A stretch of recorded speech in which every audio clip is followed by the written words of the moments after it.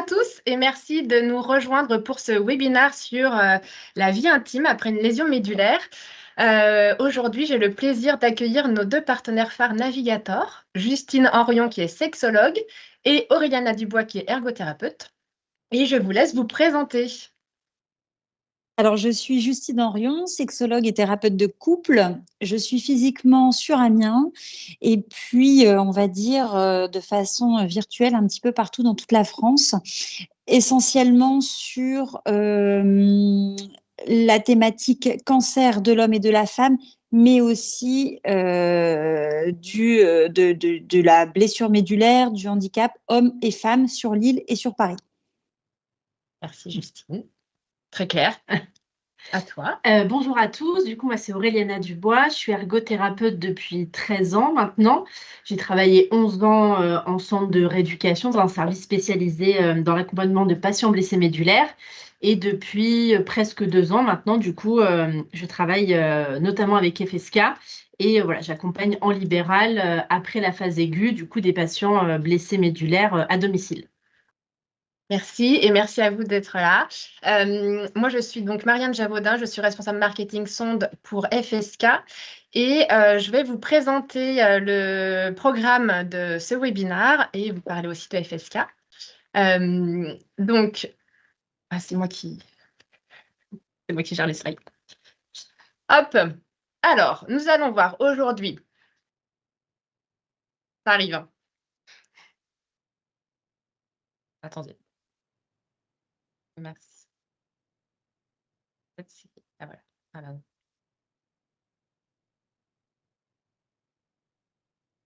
Hop, on revient au début. Donc, au programme. Je vais revenir sur FSK et en fait, comment on vous accompagne quand vous êtes à domicile. Je vais faire une petite introduction sur ce sujet qui est passionnant. Et je laisserai la parole à Justine, notamment pour parler de la communication avec son partenaire et de la réappropriation de son corps, et à Aurélie, Anna, sur les parties un peu plus aide technique. Pour rappel, vous avez un chat à votre droite. Donc, n'hésitez pas à poser vos questions. On est vraiment là pour y répondre au maximum. On en a eu en amont de cette conférence et donc on va pouvoir les évoquer tout à l'heure et essayer d'y répondre. Et au fil de l'eau, on regardera pour pouvoir les traiter. Vraiment, prenez du temps pour qu'on puisse, nous, y répondre. C'est vraiment l'occasion aujourd'hui de pouvoir discuter en direct avec Justine et Auréliana.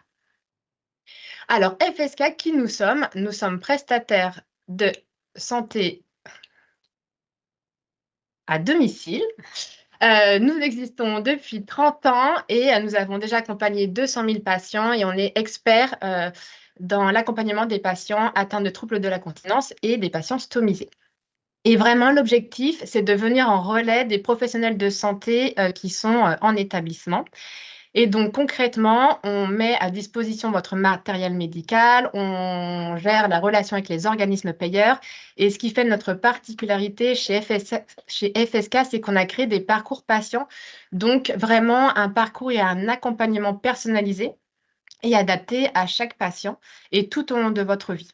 Et notamment, quand on prend en charge un patient blessé médulaire, on lui propose gratuitement le service Navigator, qui est un service exclusif en France, dédié aux blessés médulaires, mais aussi à leurs aidants, et qui vous permet d'avoir des conseils, des informations et un accompagnement personnalisé. Donc, c'est une équipe de chargés de clientèle qui est dédiée pour répondre à vos questions, donc par téléphone et aussi par email.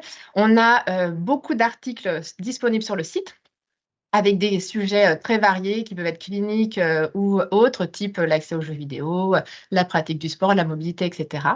Et puis, nous avons donc des partenaires, notamment Justine, qui est sexologue, et Auréliana, qui est ergothérapeute. Elles proposent toutes les deux un bilan ou un entretien, en tout cas, pour pouvoir vous orienter, répondre déjà à vos questions.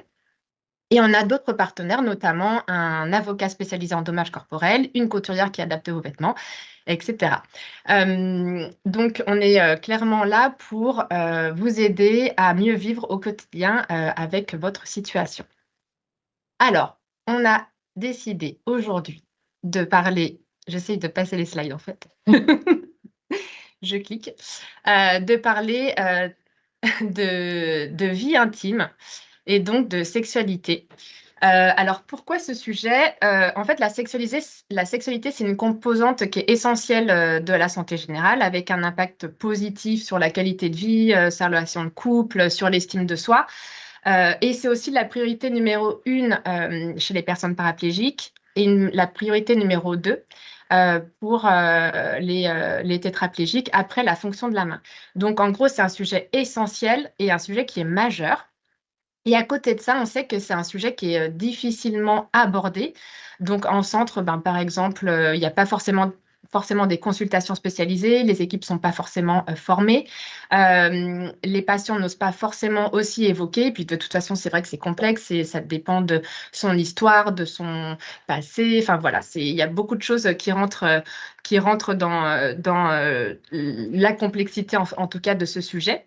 Il y a une étude qui a été faite auprès de, comme on aime beaucoup les chiffres, de 458 patients blessés médulaires et seulement 8% avaient initié une discussion sur la sexualité.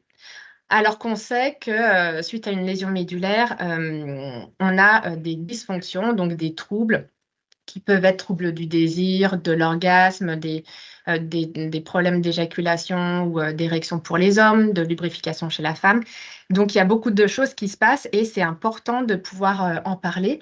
On se pose beaucoup de questions, on a des craintes, la gestion des fuites, de la fatigue, la peur de ne pas forcément satisfaire son partenaire, etc. Et donc, c'est ce qu'on va voir aujourd'hui, c'est parler de tout ça et notamment peut-être commencer, Justine, si tu le veux bien, par ce qui est essentiel, c'est la communication avec son partenaire. Alors, effectivement, la communication, elle est centrale lorsque l'on parle de sexualité. On le voit déjà dans la vie de tous les jours. C'est fondamental d'apprendre à communiquer. Et lorsque l'on parle de sexualité, la communication, elle devient complètement, c'est vraiment la première des choses qui est coupée. Alors moi, je suis pour qu'on instaure un cours de communication dès le plus jeune âge à l'école, comme ça peut-être que ça aiderait après dans la vie d'adulte. Alors la sexualité, quand on parle de notre métier, on s'imagine que l'on parle que de sexe. Alors c'est un peu réducteur pour notre travail. En fait, le sexologue va parler vraiment de la vie en général, donc du partenaire, de l'entourage, etc. C'est vraiment un accompagnement, vraiment, on est dans l'intime de la personne. Donc notre but ultime, c'est de créer un lien de confiance et de pouvoir aider là où le partenaire, enfin la personne en situation de handicap, à dire on est là pour justement créer un lien de confiance et vous aider à aborder des sujets compliqués. Donc, c'est vrai que la sexualité, elle est double. Il faut prendre le côté mécanique, physiologique et aussi l'aspect psychologique. Si on part avec un côté très technique, avec des injections pour un problème d'érection, et que l'on ne gère pas la communication, on va tomber vraiment à côté de la problématique. Lorsque l'on prend en charge un couple, une personne, si on ne prend pas l'entièreté du problème avec la communication, on fait n'importe quoi. Et c'est en ça où parfois le côté médical est là pour le côté traitement médical, mais s'il n'y a pas une aide à côté, c'est à ça que l'on sert aussi. Et c'est là où il y a toutes les petites fourmis qui gravitent autour du patient, qui sont des super relais, qui sont là pour aider à la communication, parce que c'est vrai que la sexualité, on n'a pas le droit d'en parler. Lorsqu'il y a un souci de handicap, ça devient tabou.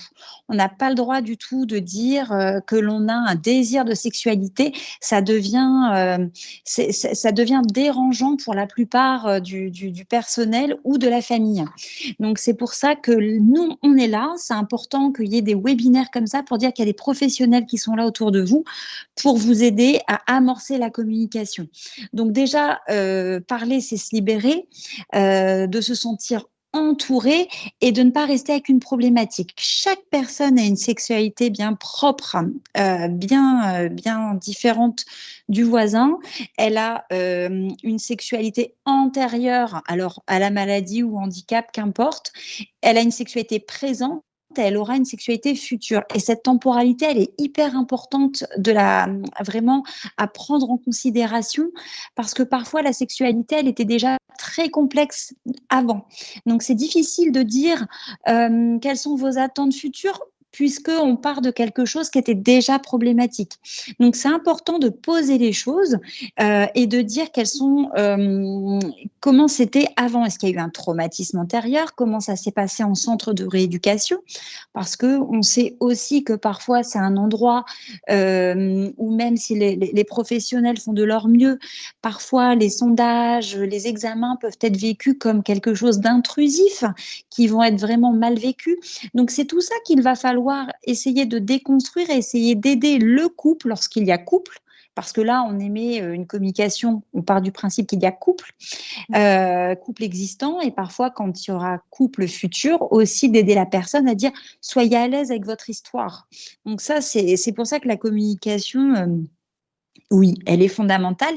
Après, il y a un podcast qui existe. Alors, je ne sais pas si on va faire de la pub pour celui qui a créé l'association Comme les autres. Évidemment, je ne me rappelle plus de son nom. Qui a un podcast extraordinaire qui s'appelle Dis-moi oui, Andy, avec un H, qui est vraiment super, où il aborde la sexualité, donc vraiment para, tétra, c'est assez intéressant.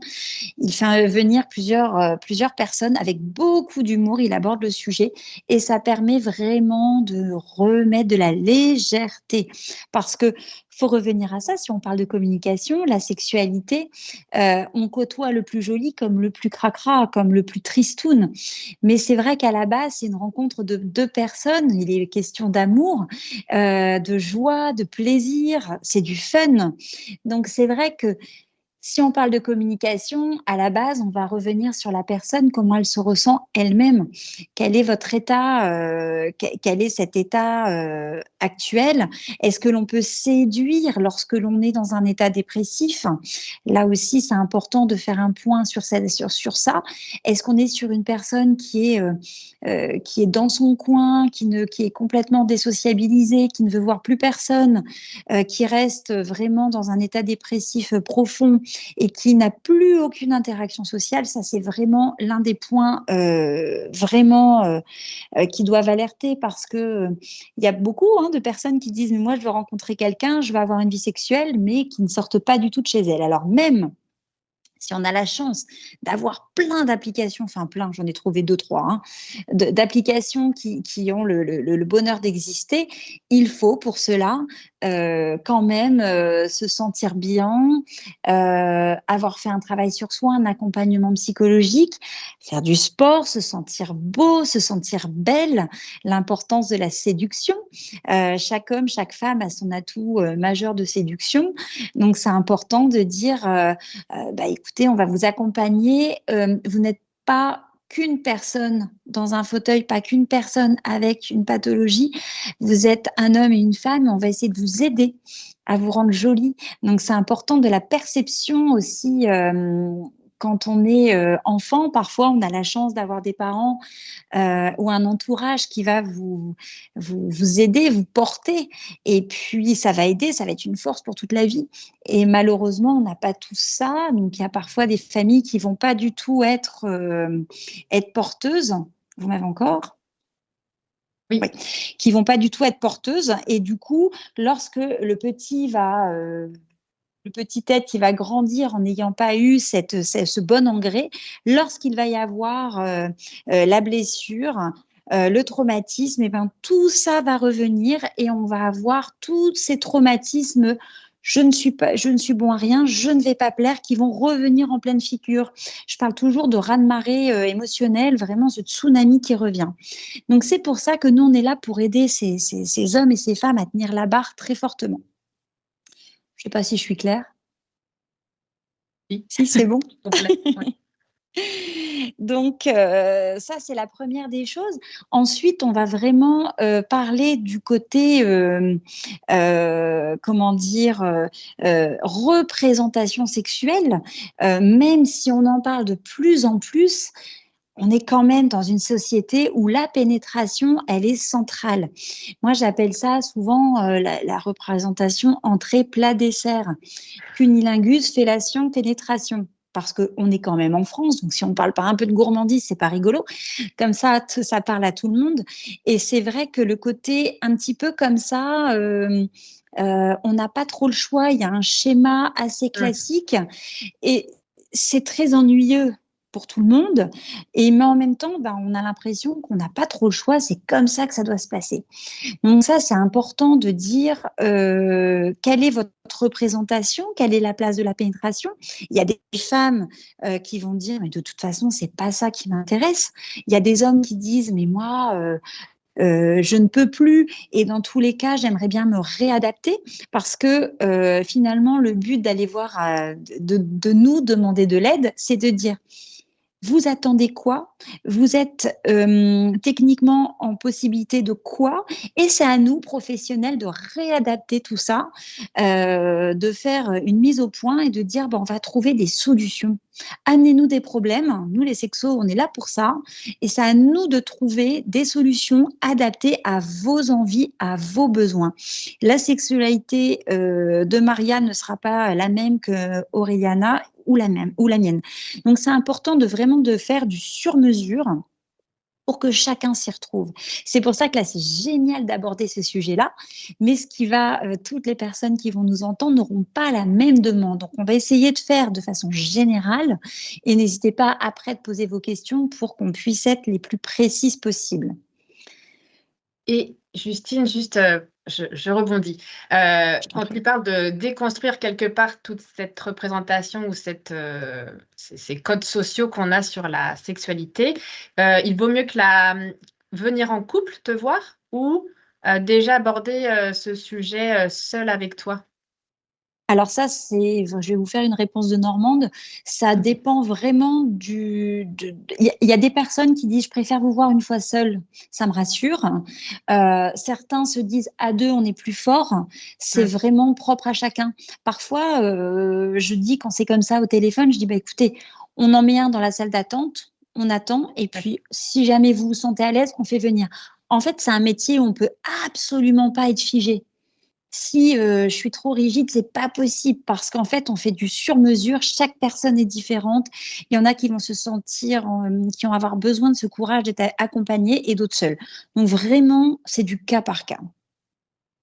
Donc ça, c'est vraiment important parce que c'est vrai, pour rebondir sur ce que tu dis, parfois, il y a des personnes qui vont dire, voilà, je suis en fauteuil, j'ai plus d'érection, c'est compliqué, je suis complètement perdue, je n'ai plus mes repères.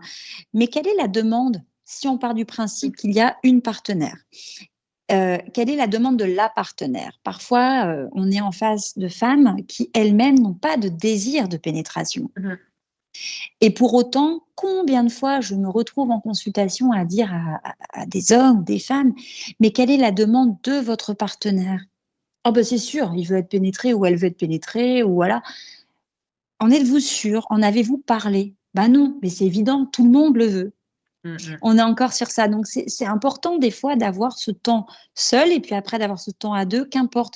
Mais en tout cas, de poser les choses et de dire, là, on est en consultation, on y va, on dit la vérité, on dit vraiment ce qu'on a dans les tripes parce que sinon, on travaille un peu dans le vide parce qu'on est, voilà, il y a des personnes pour qui la sexualité pénétrante n'est pas souhaitable pour plein de raisons. Ça fait mal, il y a un trauma, il y a plein de choses qui peuvent être derrière. Donc, c'est important parfois pour la personne de dire, voyez, votre partenaire, là, il ou elle ne souhaite finalement que du massage, que de l'érotisme. Ce fameux mot d'érotisme qu'on devrait apprendre à la place du mot pornographique. Mais c'est important de dire, de repartir de la demande qui peut vraiment être très différente. Alors, par rapport à ça, est-ce que tu as d'autres questions, Marianne, ou j'enchaîne sur autre chose? Non, vas-y, enchaîne. Aureliana, tu n'as pas de commentaires non plus, j'enchaîne aussi. Non, juste pour rebondir, mais pour ce que tu disais, ce qui est tout à fait vrai, où d'ailleurs il y a une étude qu'on n'a pas citée, mais qui montrait qu'effectivement, au sein des personnes blessées médulaires, donc qui sont majoritairement des hommes, dans l'épidémiologie, où au final, il y avait une pénétration dans moins de 30% des relations sexuelles et que pour autant, la partenaire qui, la plupart du temps dans cette étude, était une femme, était pleinement satisfaite, même s'il n'y avait pas de pénétration. Donc, ça rejoint tout à fait ce que tu dis pour voilà, rebondir, que ça a aussi été documenté Bien et sûr. dans la littérature. Et c'est un jeu, la sexualité. Alors, je mets de côté le côté procréation. Pour l'instant, je parle vraiment que de la sexualité plaisir. La sexualité plaisir, bah voilà, elle est là pour du plaisir, de l'amusement, du fun. Ce qui est important, c'est d'avoir cette communion de deux corps qui va trouver à s'amuser.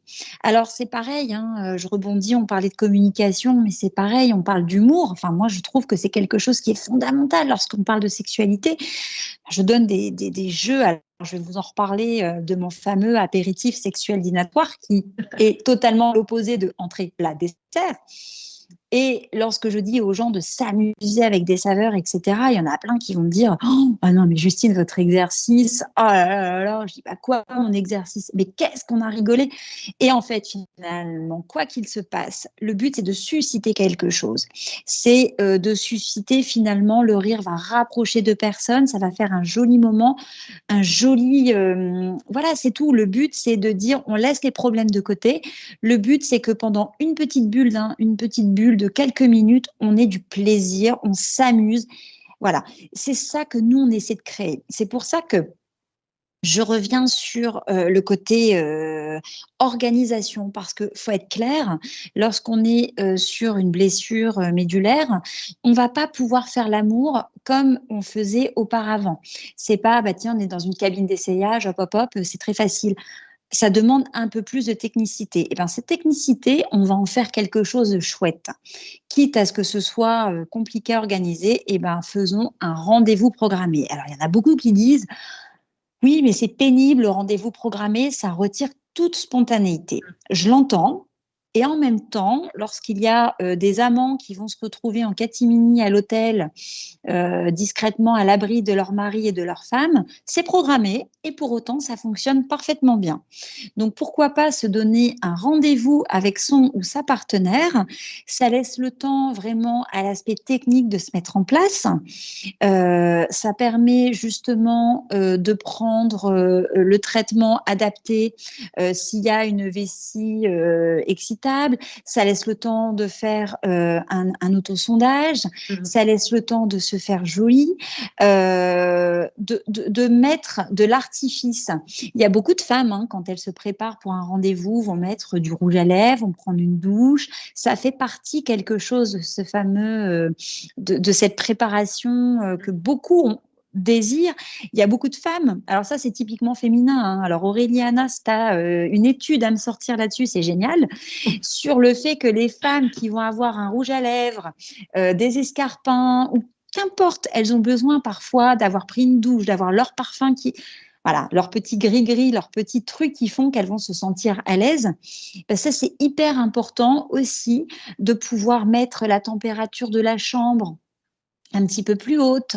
Là, après, je te laisserai où tu veux aborder le côté les gros coussins, etc. Mais c'est vrai que de préparer physiquement et matériellement la chambre, c'est vachement important parce que on va être dans ce moment, on est en préparation psychologique, on laisse rien au hasard, mais parfois c'est chouette parce que ça donne vachement de, ça balise un peu le truc de dire bon, imaginons qu'il y ait une incontinence, il y a des serviettes épanchoulis, bon, c'est pas grave, tout est sous contrôle, ça rassure. Je parlais de gris-gris tout à l'heure, c'est la première fois que j'en parle, bah, écoutez, il y a une première à tout, c'est un petit quelque chose contraphobique comme ça qui vont faire que ben check, ça c'est fait, on va se rassurer et on va pouvoir être au maximum détendu. Parce que pour avoir un rapport sexuel, il faut être détendu. Est-ce que du coup, tu veux parler ou j'enchaîne sur mon apéritif dînatoire, Reliana? Alors, j'enchaîne. Vas-y. Allez-y. Donc merci Natacha. Alors, célibataire au moment de mon accident opératoire et donc de la bascule, j'ai désormais une angoisse, ne serait-ce que d'envisager une nouvelle relation par crainte des conséquences. Donc désormais incontinente, stomisée, hystérectomie au bloc. Je ne sais même pas comment commencer à en parler à un amoureux. Alors peut-être avant d'en parler à un amoureux, alors déjà merci Natacha, peut-être d'en parler avec un professionnel. Et nous, on est là pour justement vous aider. Le souci des femmes célibataires, souvent, c'est de dire, c'est ça, je n'ose pas en parler. C'est ce qui crée un peu le tabou, etc. Alors déjà, je ne sais pas si vous avez des lieux de rencontre, etc. Et c'est important de mettre les choses tout de suite sur le tapis et parfois, le fait de le dire très rapidement lors d'un rendez-vous, ça met les choses tout de suite au clair. Et puis, ça élimine les personnes alors, pas que vous repousseriez parce que c'est vraiment pas le terme, mais les personnes qui ne seraient pas à l'aise avec leur propre représentation du handicap. Ça, c'est hyper important parce que parfois, alors les hommes, les femmes, lorsqu'on est sur les sites de rencontres, on dit, bah voilà, j'ai dit les choses, j'ai dit que j'étais malade, j'ai dit que j'avais un handicap et je me suis fait rejeter. C'est important de bien se dire, c'est pas vous qui vous êtes fait rejeter, c'est important de dire qu'ont vécu ces personnes-là aussi. Hein, c'est leurs histoires. Donc déjà, d'aller voir un professionnel, d'être à l'aise avec votre histoire. Quand on a une histoire comme la vôtre, eh bien, il faut la brandir fièrement parce que je pense que vous êtes une guerrière. Et puis de dire actuellement, voilà, je peux avoir une vie sexuelle comme les autres. Elle sera différente, mais elle sera tout autant active. Donc, c'est pour ça, moi, je vous invite, Natacha, à prendre rendez-vous et puis qu'on puisse détailler ça ensemble parce que vous avez parlé d'incontinence. Alors, je ne sais plus ce que tu as dit, Oui, Marianne. Il me semble que tu as parlé ouais, d'incontinence. stomisée Donc, ça, et hystérectomie. c'est vrai que la stomie, c'est un sujet important qui fait peur. Il y a des hommes qui vont vous dire, mais moi, je m'en fous complètement. Et puis, il y a des hommes qui vont dire, je peux pas parce que ces personnes-là ont aussi un vécu avec parfois un parent qui a été malade. C'est important de se dire, face à moi, j'ai quelqu'un qui a aussi son histoire. C'est pas contre moi que c'est orienté, mais c'est son histoire. Je sais pas si Natacha, je vous ai bien répondu. Voilà. On verra. On verra. N'hésitez pas à préciser. Donc, par rapport à ce jeu, cet apéritif dînatoire sexuel dont je vous parlais, j'aime bien le citer parce qu'en fait, le but, c'est un peu comme la cartographie sensorielle, sauf que moi, je le trouve plus sympa, plus gourmand, puisque bah, je suis française, comme je vous l'ai dit, et puis en France, on aime bien la bonne bouffe. Du coup, le côté alimentaire, il n'est pas là parce que je suis une fétichiste. Mais il est là parce qu'en fait, lorsque l'on parle de sucre, on va libérer des petites hormones sympathiques qui vont être un atout en plus. On va mettre ça en plus dans notre boîte secrète et on va créer une bulle. Donc, on va mettre le chauffage. Donc, ça, c'est hyper important. On va se créer ce petit cocon. Une petite bougie. Alors, je dis ça. Alors, le but, c'est pas d'éclairer, de mettre 50 bougies. Au prix de la bougie actuellement, ce serait indécent. Mais une petite bougie chauffe-plat toute bête, c'est sympa parce que c'est notre côté archaïque, notre côté reptilien lorsqu'il y a une bougie. Ça rappelle la sécurisation, le feu. Alors là, je pars sur une explication un petit peu Cro-Magnon, mais dès qu'on est près d'un feu de cheminée ou d'un brasero, je ne sais pas si vous avez déjà remarqué, mais tout le monde se rapproche, tout le monde s'apaise et il y a un côté sécurisant. Donc, on met ça dans notre package et une playlist, une musique. Alors moi, je suis d'un temps, j'ai 43 ans, où on faisait des playlists pour l'autre et c'était quelque chose d'assez sympathique finalement parce qu'il y avait une musique qui nous ressemblait, qui ressemblait à l'autre et c'était déjà du prendre soin, c'était déjà une atmosphère de mettre une musique qui allait plaire à l'autre et qui allait détendre. Donc ça, c'est deux petites choses sympas. Et puis, on va jouer sur le côté sensorialité. Parce que le corps, on ne sait plus trop comment il fonctionne. Il a été vraiment techniqué, il a été martyrisé, il est cicatriciel, etc. On ne sait pas trop comment il va réagir. Et parfois, on aimerait bien qu'il réagisse différemment, mais il va réagir à sa façon. Ça, c'est les aléas du direct, malheureusement. Mais c'est important de dire que l'on va jouer avec du chocolat. Alors moi, j'aime bien le côté chocolat. En plus, là, ça va être Noël. C'est gourmand et puis ça sent bon. Le sucré va libérer des endorphines. Et puis, vous savez, il y a un peu le côté adolescent lorsque l'on joue à faire des lettres dans le dos. Alors, je pense que tout le monde l'a un petit peu vécu, ce côté-là. Et avec un pinceau, n'importe quelle taille, n'importe quel poil, retrouver des zones érogènes au niveau de la nuque, au niveau du ventre, au niveau des jambes, au niveau du dos, qu'importe, on essaie de jouer avec la bouche. Le chocolat va libérer quelque chose d'assez érotique. Et ça, on doit ça aussi à Casanova, qui avait des gros soucis d'érection. Et pour autant, Casanova, en 2024, on s'en rappelle encore, il était quand même celui qui arrivait à sublimer le corps de la femme avec des grappes de raisin, avec des drapés, des plumes. Et c'est très important de dire, on va se créer ce petit cocon et on va s'amuser. Parce que le corps n'est pas qu'une chose avec une poitrine, une verge ou une vulve, et ce n'est pas qu'un acte pénétratif. C'est ennuyeux et ça peut faire défaut. Et c'est important de mettre des odeurs parce qu'il y a certaines femmes qui disent bah oui, mais j'ai peur de pas sentir bon, j'ai peur qu'il y ait quelque chose.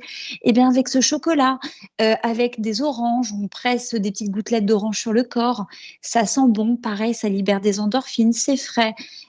Lécher ça, alors je vous assure qu'en thalassothérapie, on va payer 150 euros, ce qu'on appelle l'hydrothérapie, c'est des petites gouttelettes qui tombent sur le corps. Et ben faites-le maison avec de l'orange et sublimez le corps de l'autre, découvrez. Un peu comme un apéritif dînatoire où il y a plein de petites choses à déguster. Eh bien, mettre un glaçon. Est-ce que le corps de l'autre ou votre corps va être plus réactif avec un glaçon que l'on va faire courir sur le corps, dans le creux du cou, dans la nuque, etc. Par rapport à la lubrification chez les femmes, moi j'aime bien parler d'huile de coco alimentaire. Alors j'insiste sur le côté alimentaire, ça coûte 3-4 euros, vous l'avez n'importe où, il n'y a pas de prise de tête, vous l'avez dans tous les supermarchés, voilà. Ça coûte pas cher et puis c'est un super lubrifiant que vous pouvez également incorporer dans votre jeu sexuel. C'est important pour moi de ne pas avoir le côté, bon, on se pose, on prend le lubrifiant, on se tartine.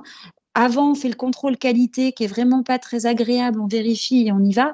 Je trouve que ça rajoute une lourdeur, alors que lorsque ça arrive dans un jeu érotique, on va prendre un glaçon d'huile de coco. Alors, vous prenez de l'huile de coco, ça fait un peu comme une pâte. Et lorsque c'est sur un radiateur ou au micro-ondes, vous le mettez dans des bacs de glaçons tout bêtes. Vous sortez un petit cube et vous jouez sur le corps, au niveau de la poitrine, la nuque, la vulve. Eh bien, à partir de 23 degrés, ça devient une huile. Donc, si vous le passez au niveau de la vulve, eh bien, vous avez nickel votre lubrifiant qui est là, à savoir qu'un corps qui va bien, il lui faut 20 minutes pour avoir une bonne lubrification qui va permettre une lubrification vaginale sans douleur. Donc, 20 minutes, c'est quand même très long. Donc, vous voyez, c'est important de jouer avec la vulve, on joue avec le chocolat, on peut prendre tout ce qu'on a sous la main. Amusez-vous avec ce qu'il y a chez vous, moi, une plume, qu'importe, n'achetez rien. Prenez ce que vous avez à la maison. La sexualité n'est pas quelque chose qui mérite qu'on investisse forcément des mille et des cents. Notre but, c'est de dire on fait avec vos moyens et on vous trouve des trucs et astuces. Ça peut être un crayon que l'on passe sur le corps, des cheveux, une pastille de menthe que l'on met dans la bouche et on va souffler de la menthe au niveau du gland, au niveau du clitoris, au niveau de la bouche. Et ce qui est hyper sympa dans tout ça, c'est que beaucoup de personnes disent je découvre des zones érogènes qui étaient insoupçonnées. Et ça, pour tout le monde, dans tous les milieux dans lesquels je peux travailler, à chaque fois cet exercice dit bah, finalement, je ne savais pas. Alors les hanches, pour les hommes, c'est vraiment quelque chose d'incroyable. Et puis, forcément, ouais, truc et astuce. Et puis le massage. On n'a jamais assez de dire que le massage, il prépare le corps. Pour les personnes qui sont spastiques, c'est hyper important de mettre du massage. Et puis, même de façon générale, à la lueur de la bougie, avec une musique, avec une bonne huile, c'est une rencontre de deux corps et on se redécouvre. Là, j'aime bien dire, rappelez-vous l'adolescent que vous étiez lorsque une personne vous touchait l'épaule. Et Natacha qui posait une question tout à l'heure, peut-être que lorsque vous allez rencontrer quelqu'un, c'est tout le mal que je vous souhaite de découvrir ces sensations avec une nouvelle personne. Lorsque l'on touche une épaule ou la nuque et de se dire, rien que ça me procure énormément de sensations. J'ai une question. Et j'ai une question aussi sur le chat. Moi, juste pour finir ou rebondir un peu sur cet apéro, euh, donc on réinvente sa sexualité ou sa vie sexuelle, on redécouvre des plaisirs. Euh, Tu parlais de découvrir des zones érogènes. Ça, du coup, ça se fait avec le partenaire. Toi, tu aides dans justement un peu ce que tu disais, ce qu'on pouvait utiliser pour aller chercher ces nouvelles zones érogènes. Je crois que dans certaines consultations aussi spécialisées, ils font une sorte de cartographie. Alors, chacun C'est ses termes, ça, la mais fameuse voilà, cartographie. la Moi, fameuse je trouve ça plus cartographie. sympa. Ça fait, Oui. alors pourtant, je ne suis pas fâchée avec la géographie, mais j'aime bien parler d'apéritif dînatoire sexuel. C'est quelque chose qui est un peu gourmand que je façonne avec le couple lorsqu'il y a Mm. deux personnes en face de moi. Parce que vous voyez, je vous parle de fruits, je vous parle de chocolat. Il y a des personnes qui disent, mais non, non, moi, c'est hors de question. Ouais. Donc, on va jouer vraiment avec un pinceau tout simplement, avec les ongles. Alors, on n'est pas dans quelque chose de traumatique, hein, rassurez-vous. On est dans juste les sensations, le chaud, le froid, vraiment tout ce qui va permettre, ce qui va chatouiller au corps de dire, bah tiens, sur ce qui est classique, ça ne fonctionne pas. Et puis finalement, lorsque l'on va y mettre un artifice, un petit élément en plus, bah tiens, il y a l'imaginaire érotique qui va se mettre en place. Et puis, je ne sais pas ce que mon ou ma partenaire va faire avec ça. Et puis, bah, il y a une petite excitation qui va se mettre en place. On va vraiment découvrir à deux. C'est pour ça, moi, je dis à des patients, mais allez, éclatez-vous, allez dans un rayon, n'importe quel rayon de n'importe quel magasin et rigolez, ramenez trois petites choses ou alors dans votre salle de bain, dans votre chambre, qu'importe. Le truc, c'est d'avoir cet imaginaire. Vous savez que les calendriers de l'Avent érotiques se vendent à plus de 150 euros et finalement, c'est des petites choses que l'on peut faire soi-même. Donc, en fait, le but, c'est de découvrir tout ce qui est vendu là-dedans. C'est des choses, finalement, c'est du bon sens. Mais lorsque, comme on est dans une civilisation où la pénétration Mm. et les zones, vraiment, à part tout ce qui est masturbation, génitale, enfin, on ne parle pas d'autre chose, on reste bloqué et il y a un champ des possibles qui est incroyable. Ok, merci. Et du coup, donc la question de Mélodie, alors on en a parlé en tout début, mais assez rapidement, c'est sur elle souhaiterait des exemples de conséquences d'une lésion médulaire sur la sexualité, donc plutôt les troubles de la sensibilité érectile, l'impact sur la lubrification. On est passé assez vite en introduction Exactement. sur le sujet, mais est-ce que, voilà, on peut Alors, revenir dessus ouais, chaque personne est différente. Donc, c'est important de dire que déjà, à la base, hors blessure médulaire, chaque sexualité, chaque corps va réagir différemment. Il y a des femmes qui vont dire, moi j'ai une lubrification hyper importante, d'autres pas du tout. C'est vraiment propre à chacun. Des femmes qui vont dire, moi je vais avoir un orgasme lorsque l'on va toucher ma poitrine. C'est vraiment, voilà. Du coup, après blessure, ce qu'on appelle la réponse sexuelle, c'est-à-dire, c'est une courbe hein, avec le désir, l'excitation, une phase de plateau, l'orgasme et un retour à l'état antérieur. Cette courbe va être complètement différente chez l'homme et chez la femme. Donc, c'est-à-dire que chez la femme, on va avoir des troubles comment dire, de l'excitation avec une lubrification qui peut être beaucoup plus longue à venir. Lorsque la femme est excitée, il va y avoir un gonflement de sa vulve et là qui ne va pas forcément s'enclencher. Ensuite, il va y avoir l'orgasme qui peut être beaucoup plus long à venir, voire beaucoup plus faible. Ça dépend les femmes. C'est surtout ça que l'on va retrouver chez les femmes. Et puis chez l'homme, je me permets de le dire puisque sait-on jamais, il y a peut-être des hommes qui nous écoutent, on va être sur des soucis d'érection et d'éjaculation. Soit il n'y a pas d'éjaculation, soit elle est rétrograde. Donc, c'est-à-dire qu'elle existe, mais il y a la sensation orgasmique, mais ça remonte dans la vessie plutôt que d'être éjecté. Voilà.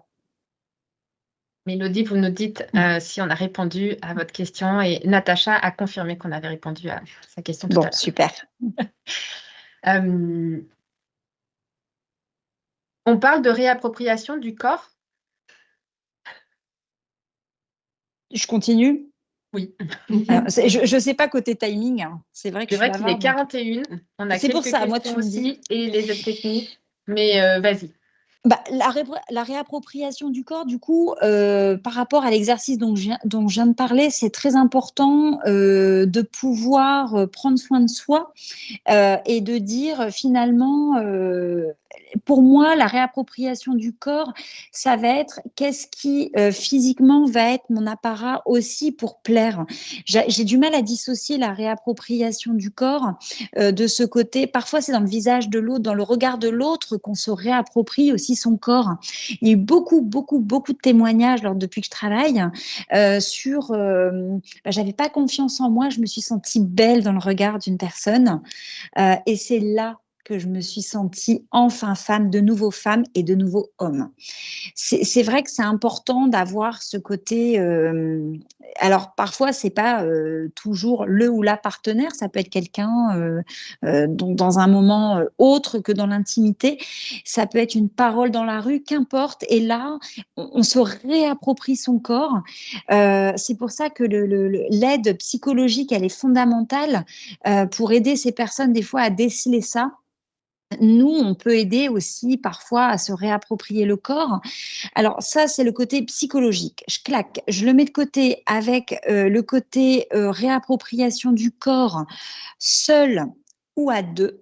Alors, il y a beaucoup, on parle de plus en plus de sextoy lorsque l'on parle de réappropriation du corps.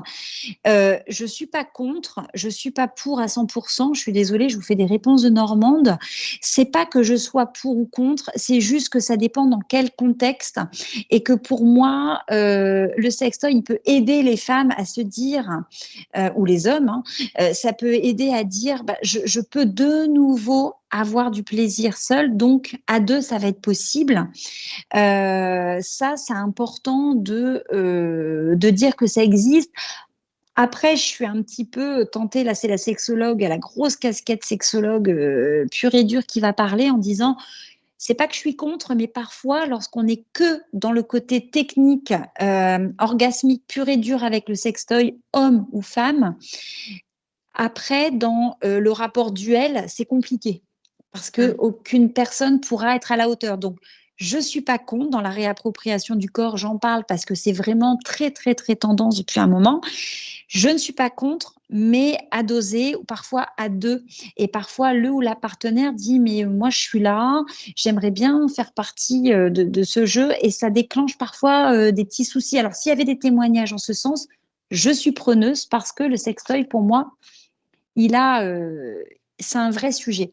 Après, par rapport à la réappropriation du corps, là, je suis arrivée vraiment sur tout ce qui était vraiment dans mon apéritif dînatoire, vraiment dans le corps le plus intime, mais tout ce qui est aussi la danse, le sport, c'est hyper important de dire que ça fait partie vraiment du job, de dire déjà ça permet d'aller vers l'autre, du coup d'avoir le regard de l'autre, des paroles, l'esprit de groupe est porteur, c'est vraiment super important.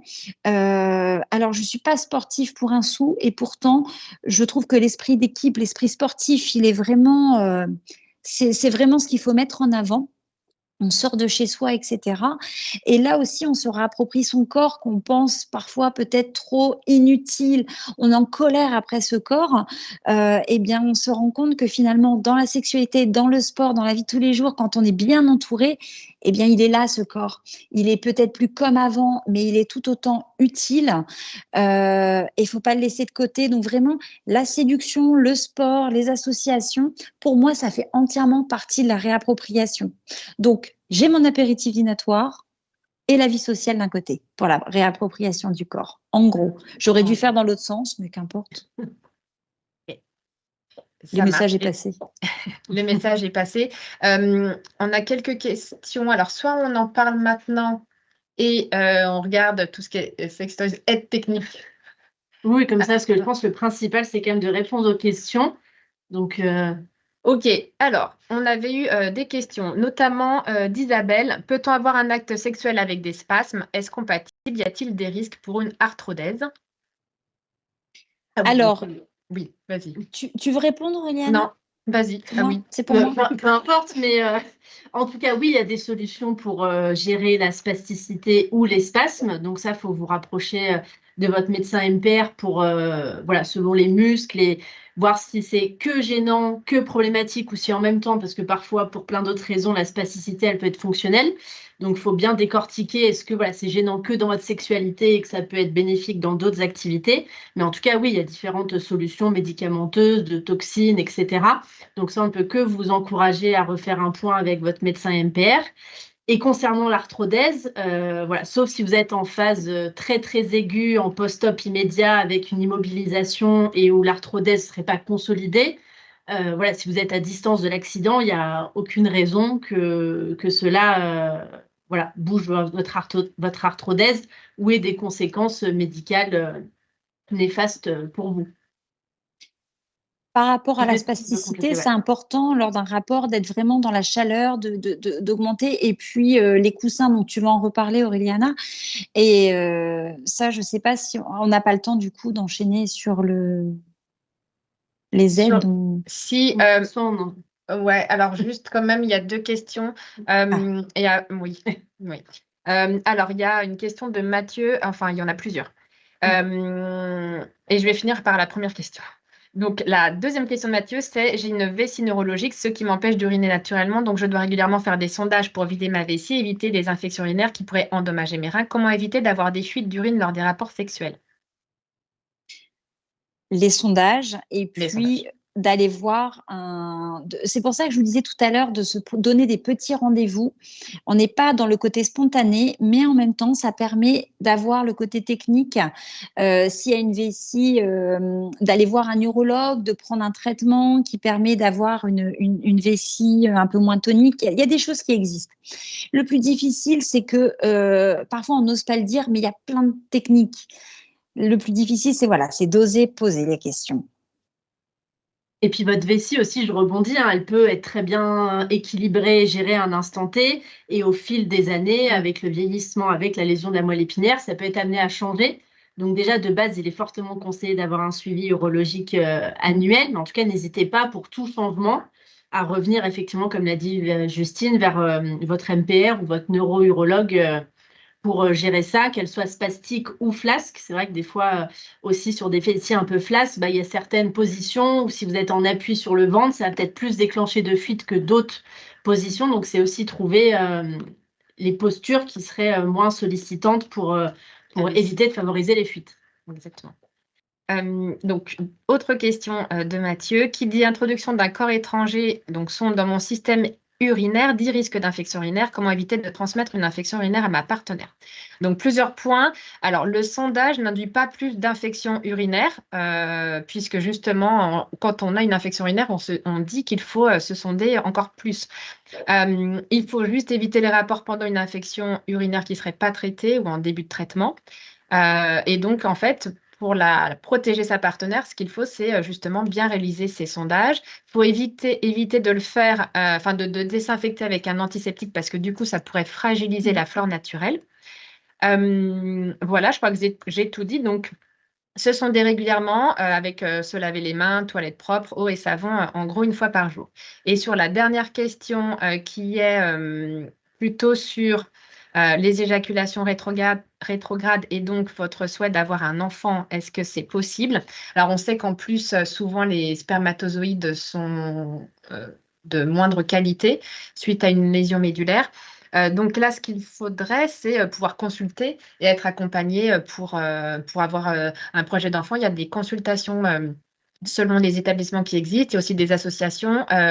Vous avez une fiche que vous pouvez télécharger à la fin du webinaire qui reprend notamment 2 articles Navigator, celui sur la vie affective voilà, qui reprend en gros beaucoup d'informations de ce jour avec des ressources et aussi un article sur la parentalité. Et on va aussi bientôt publier un autre article sur la parentalité qui sera complémentaire du premier, qui est plus sur l'accompagnement que vous avez quand vous êtes en consultation, mais qui va être voilà, plutôt sur tout ce qui est ressources aussi pour vous accompagner. Donc, il n'y a pas de souci de fertilité. Généralement, on conseille de congeler, je crois, les spermatozoïdes 1 an après maximum, enfin, Alors, la première année qui suit. Il y a des débats selon les équipes médicales sur le faire assez tôt ou pas. Et puis après aussi dans le cadre, par exemple, de la mise en place de pompes à baclofène, il y a certains médecins qui conseillent de faire congeler avant la mise en place de la pompe à baclofène. Voilà. Donc, Mathieu, j'espère avoir répondu à vos questions. Et pardon, avant de passer aux aides techniques, mais on y arrive. Jean-Raphaël, donc, qui nous dit paraplégique, pas d'éjaculation depuis mon accident et des rapports générant des sensations désagréables. Avez-vous des conseils? Ça peut arriver malheureusement d'avoir des rapports avec des éjaculations ou pas, mais en tout cas des sensations désagréables. Alors, Mathieu, j'ai pas En fait, j'ai plein de questions à vous. Ah oui. Jean-Raphaël. Oh, excusez-moi. Je ne sais pas pourquoi j'étais partie sur Mathieu. Pardonnez-moi. Excusez-moi, Jean-Raphaël. Le souci, c'est que là, du coup, depuis votre accident, tu disais quoi, Marianne, qu'il y avait quoi? Il n'y a pas eu du tout de... Non. Et, ouais, les rapports génèrent des sensations désagréables. Alors, le pas d'éjaculation, je suis désolée, alors là, ça va vraiment être très technique, mais seul à 2, l'anéjaculation, ça s'appelle. Ça peut être un trouble sexuel à part entière qui est... Alors là, je ne peux pas faire en quelques secondes, mais souvent, ça peut être quelque chose de purement psychologique. Comment était la sexualité antérieure et est-ce que là, il y a une éjaculation qui serait rétrograde ou il n'y a rien du tout, il n'y a aucune sensation? Parce que là, vous dites qu'il y a quand même une sensation, mais elle est désagréable. Donc, il y a quand même une sensation d'éjaculation.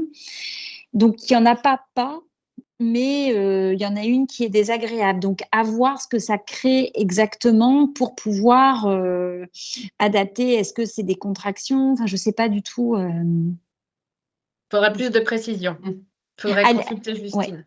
Ouais, n'hésitez vraiment pas. C'est vrai que là, on ne peut pas faire du cas par cas parce qu'en fait, la sexualité, elle est tellement... Mais il y a plein de petites questions comme ça qui font pop-up dans ma tête. Et j'ai encore une question. Donc, de Sandrine. Bonjour, tétraplégique pour ma part. Le problème de notre couple est le suivant. Mon mari dit qu'il a peur de me faire mal. En fait, il pense que je suis plus fragile qu'avant mon accident, même si je lui ai fait part de mon désir envers lui. Nos sentiments sont pourtant forts l'un envers l'autre. Comment arriver à débloquer cette situation? Alors ça, c'est très intéressant, Sandrine, comme question. Parfois, le partenaire prend le rôle de soignant. Il change un petit peu cette casquette. On est dans le nursing et du coup, il va vraiment prendre soin de vous de façon un petit peu plus enfantine. Alors, je ne sais pas si c'est le cas, Sandrine, mais parfois, il y a une telle bienveillance qu'on se dit, mais il ne me voit plus parfois comme une femme, mais plutôt comme un enfant. Et je vais vous dire un truc, voilà, on ne fait pas l'amour à son enfant, donc du coup, il y a une telle bienveillance que les rôles ont un petit peu changé. Donc, ce qui est intéressant, c'est là de se faire accompagner par un thérapeute de couple ou par moi, n'importe, mais de dire refondre les rôles de chacun. Comment ça s'est passé? À quel âge vous vous êtes connus? Parfois, ça peut arriver lorsque l'on s'est connu très jeune. Il faut essayer de voir un petit peu quels sont les rôles. Est-ce que lui votre mari a connu quelqu'un en situation de handicap aussi dans sa famille, quelle est sa représentation. Donc, c'est tout ça qui, encore une fois, j'ai plein de petites pop-up qui fusent dans ma tête. C'est difficile de répondre de façon très générale, mais dans tous les cas, on voit, c'est pas forcément dramatique, mais il faut redéfinir les places de chacun et de chacune. Pour repartir de l'histoire si on faisait une frise chronologique comme dans les cours d'histoire lorsqu'on est tout petit, il faut refaire la frise de votre histoire à tous les deux depuis votre rencontre et de voir ce que vous avez traversé ensemble et comment vous les avez surmontés. Et on arrive à retrouver la place de chacun dans ce couple.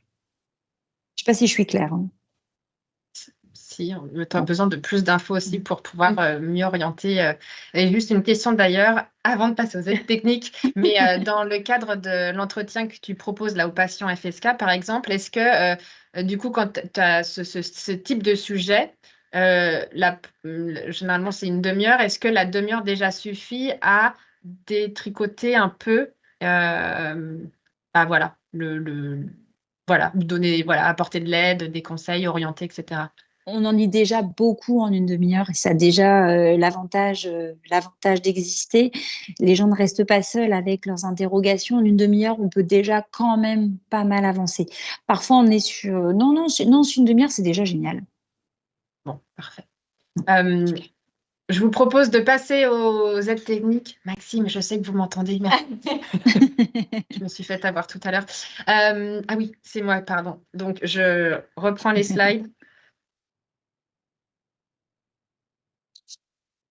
Oui, merci. Bon, ok, merci Maxime. Je veux bien parce que j'ai mon téléphone qui bug. Après. Alors, Justine en a déjà un peu parlé, mais on trouvait ça intéressant aussi de mettre un certain visuel pour ceux qui n'auraient pas connaissance de ce qui existe pour avoir une certaine représentation.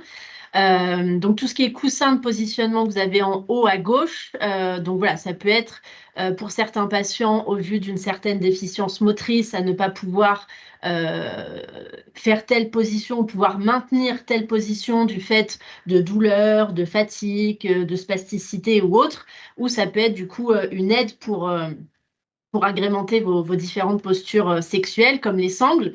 Donc c'est vrai que souvent c'est quand même aussi des choses qui sont déroutées de sex shop ou de choses comme ça, mais qui peuvent être tout à fait aussi adaptées pour des personnes en situation de handicap.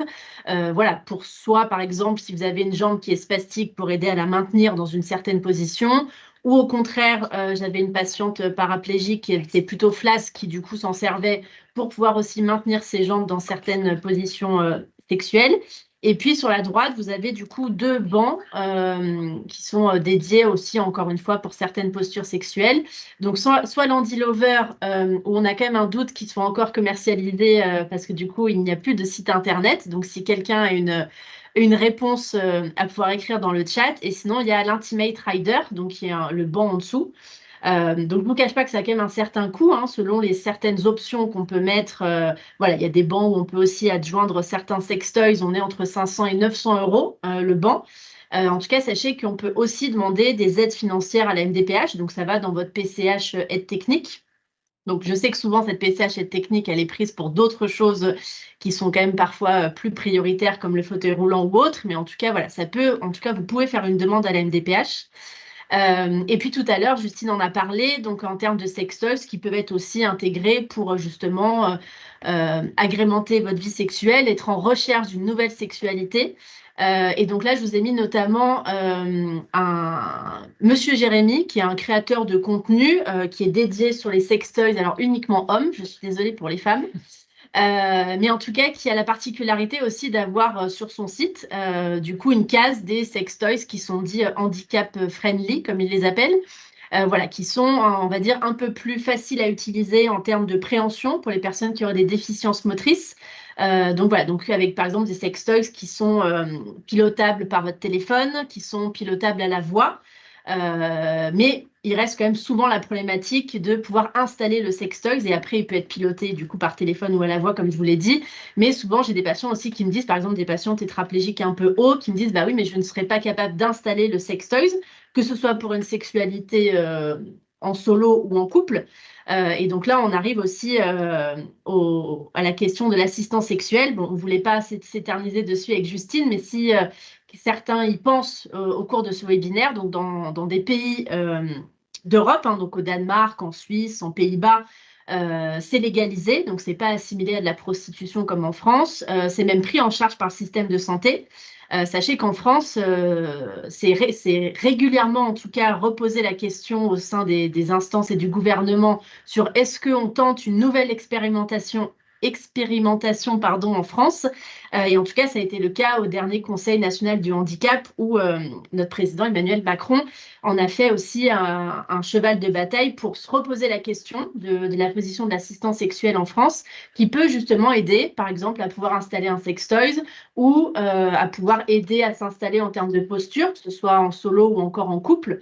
Voilà, donc il y a encore du chemin à parcourir en France, mais en tout cas, c'est quand même une question qui est en cours. Et si on passe l'autre slide.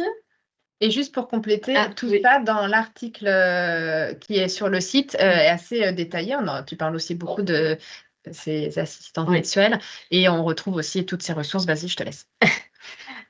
Et donc ça, c'était pour illustrer un petit peu aussi que donc pour les patients, mais pas que, hein, aussi pour les soignants, pour aider aussi à amorcer le sujet et en parler. Donc ça, c'est un site internet qui est anglais, mais bon, si vous faites traduire sur votre moteur de recherche, ça le traduira en français, qui a mis aussi à disposition gratuitement des capsules vidéo, voilà, qui peuvent aider donc pour la capsule de gauche sur voilà, les différentes aides techniques qui vous montrent à travers les vidéos, et puis sur la capsule vidéo de droite, qui montre un petit peu les différentes positions qu'on peut, voilà, en fonction du niveau lésionnel et du handicap. Voilà, ça peut donner des idées voilà, de choses qu'on peut exploiter.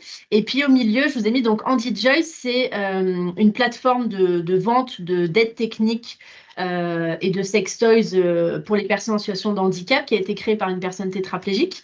Et autre ces ventes de différents sextoys ou aides techniques, il a aussi collaboré et créé donc 2 guides qui s'appellent le Parasutra, alors qui n'est pas que pour les patients blessés médulaires, hein, mais pour toute personne en situation de handicap moteur, avec un guide spécifique pour les hommes et un guide spécifique pour les femmes qui voilà, peut aider certains justement à réfléchir sur quelle position peut être le plus facile ou donner des idées dans l'apéritif dînatoire de Justine sur qu'est-ce qu'on pourrait tester, innover. Voilà, donc c'est illustré par des photos. Voilà. Donc c'était pour dire que ça avait le mérite d'exister pour pouvoir peut-être aider dans le cheminement et puis pourquoi pas le regarder à deux, en couple, etc. Voilà, et qui peuvent aussi amener à de l'humour, comme disait Justine, parce qu'il y a des fois des photos qui laissent humoristiques. Et la dernière slide, donc c'était où trouver de l'information. Donc ça, on l'a mis autant pour les patients que pour les professionnels de santé. Comme l'a dit Justine et surtout Marianne en introduction, il y a beaucoup de patients qui n'osent pas en parler et il y a aussi beaucoup de soignants qui n'osent pas ouvrir le discours ou laisser la porte ouverte. Donc ça peut être autant pour les patients, si vous n'osez pas en parler initialement à un professionnel de santé, peut-être que vous avez besoin aussi de faire des lectures de votre côté et que ça pourra après justement vous donner peut-être un peu plus confiance et un peu plus de matière pour en parler à un professionnel, mais aussi du côté des professionnels de santé, du coup vous aider à aborder le sujet face à un patient qui des fois n'osera pas. Donc à gauche, vous avez un site internet qui a été fait donc, par une équipe spécialisée dans l'accompagnement de la lésion de la moelle épinière au Canada. Donc pareil, hein, c'est un site en anglais, mais vous pouvez traduire en français où il y a différentes ressources. Et après, les 4 photos d'après, c'est des guides. Alors, je m'excuse, c'est en anglais. Les Français, on n'est quand même pas très forts pour écrire des choses. Mais voilà, qui recensent globalement, ils ont tous un petit peu la même trame. C'est comme demandait, je ne sais plus, Natacha, je crois, peut-être, qui demandait un petit peu les séquelles de la lésion de la moelle épinière sur la sexualité. Bah, ça recense un peu ce qu'a dit Justine, les moyens, les traitements. Donc, ça passe aussi par les traitements médicamenteux, notamment pour les hommes, pour favoriser l'érection, l'éjaculation. Et après, ça vous donne aussi, encore une fois, des guides sur les postures, voilà, des solutions pour vous aider à avoir une sexualité plus épanoui, que ce soit du coup, comme l'a dit Justine, dans différents environnements. Dans les photos, on voit beaucoup le lit, mais j'ai aussi beaucoup de patients qui me parlent de la sexualité au fauteuil. Donc, c'est important aussi de pouvoir l'envisager et du coup de réfléchir. Donc, ça, c'est plutôt une anecdote où j'ai un patient, malheureusement, la première fois qu'il a essayé, ça lui a développé une escarpe parce que son coussin n'était pas adapté pour avoir un acte sexuel à deux sur le fauteuil avec le poids de deux personnes. Donc, c'est aussi dans votre choix de coussin à prévention d'escarpe, ne pas oublier la sexualité comme activité de vie quotidienne et de vous trouver un coussin qui soit le plus préventif possible et ne pas vous limiter à une sexualité au lit, par exemple, si vous souhaitez, encore une fois, avoir une sexualité au fauteuil. Et voilà. Parce que du coup, vu que j'essaie de pas trop déborder, parce que je vois qu'il est 17h04. Merci pour ces aides techniques. Maxime, vous pouvez enlever. Ouais, super. Juste, donc, je rebondis sur un commentaire donc, de Mathieu qui avait posé ces différentes questions et qui nous dit, pour ma part, j'ai pas de sensation désagréable au moment de l'orgasme, comme mon collègue. J'ai des spasmes assez énormes, genre mes jambes qui se soulèvent violemment. J'ai peur de blesser ma partenaire.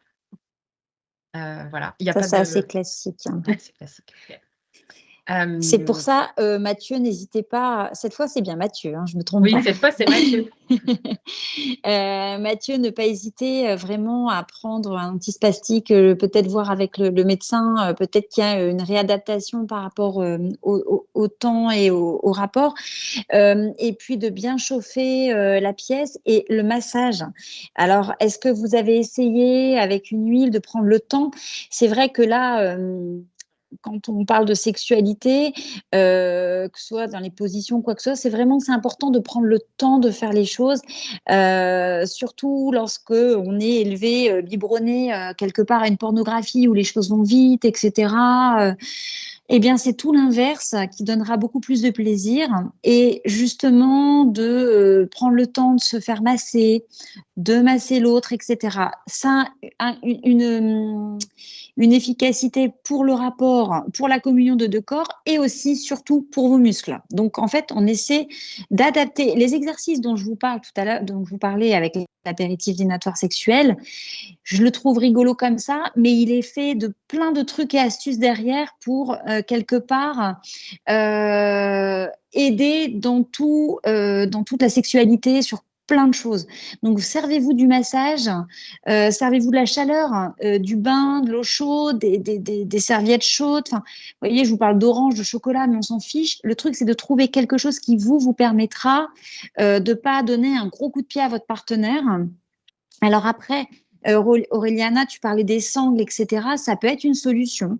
Ça peut être quelque chose qu'on peut adapter sur les slides, tu as montré. Si, le truc, c'est de trouver une solution adaptée à votre besoin.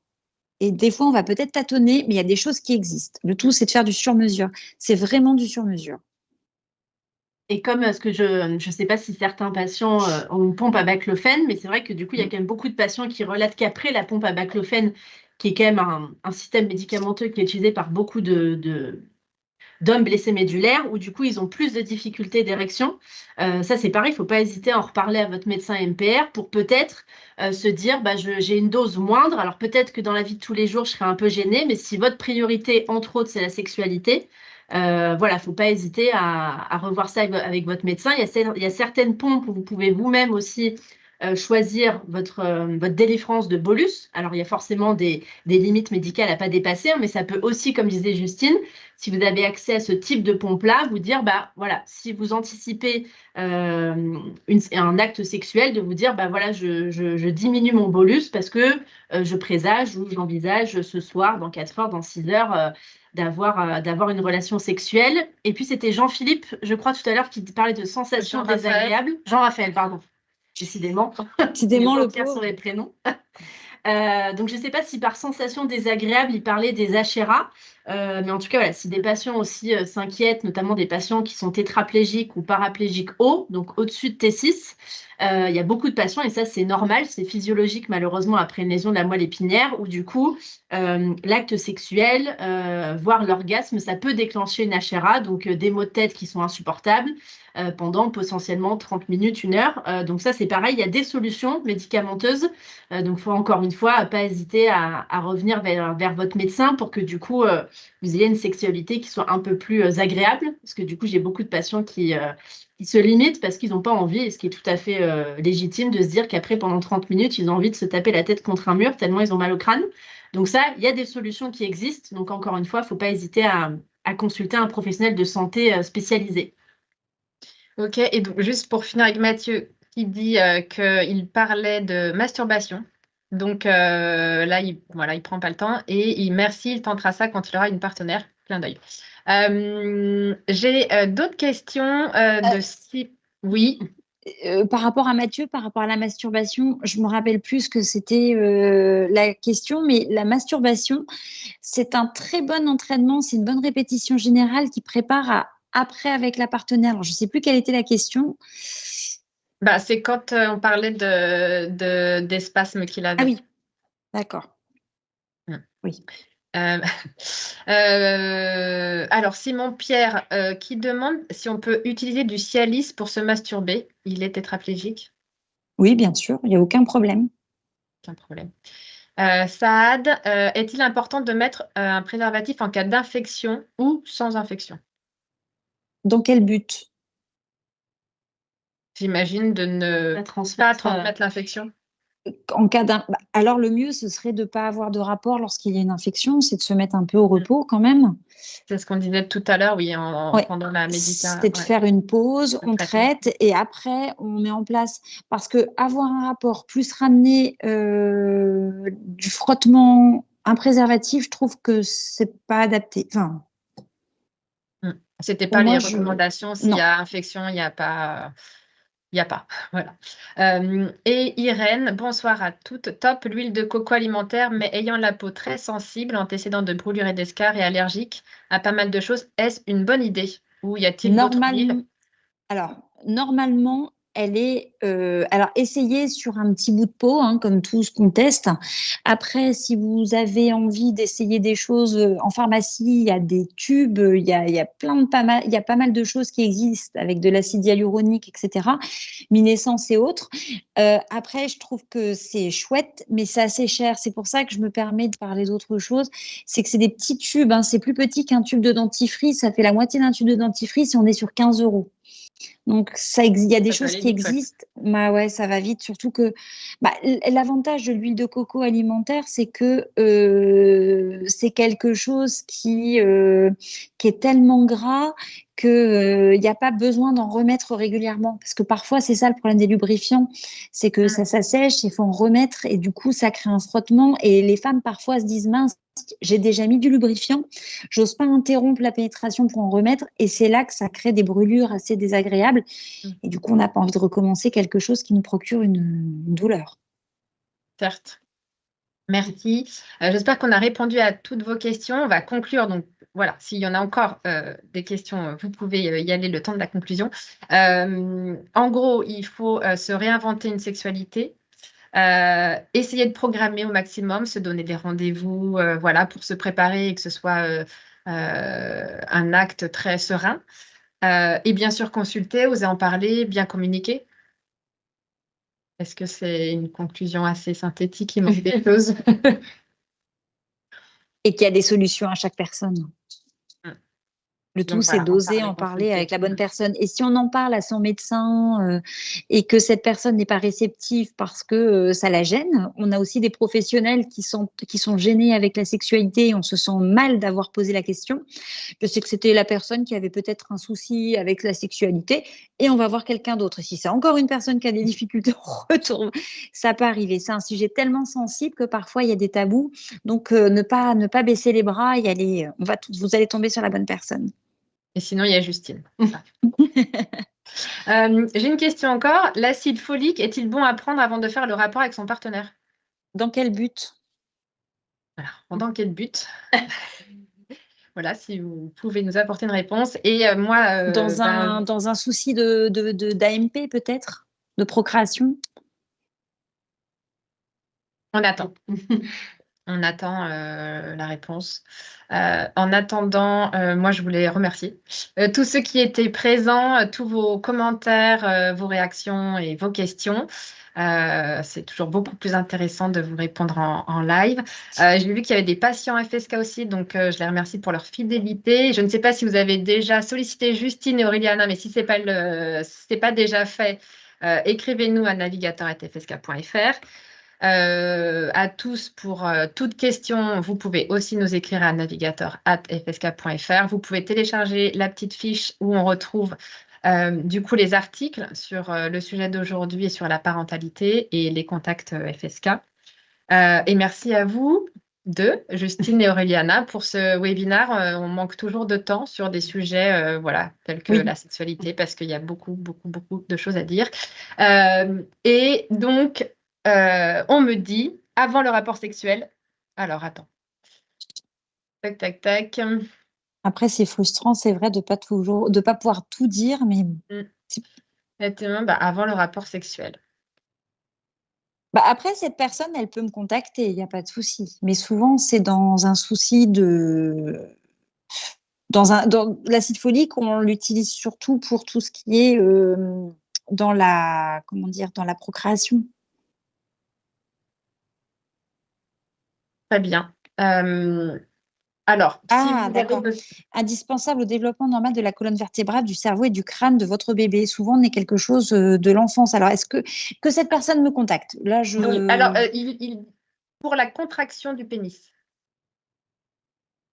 Ok. Ah ben Alors, écoutez, c'est formidable. Je ne l'ai jamais eu celle-là. Que cette personne me contacte, ce sera intéressant. Dans le chat, on vous met l'adresse mail de notre contact navigateur@fsk.fr et moi, je ferai le relais pour toi, Justine, et Mathieu aussi se poser une question pour nous solliciter. Donc voilà.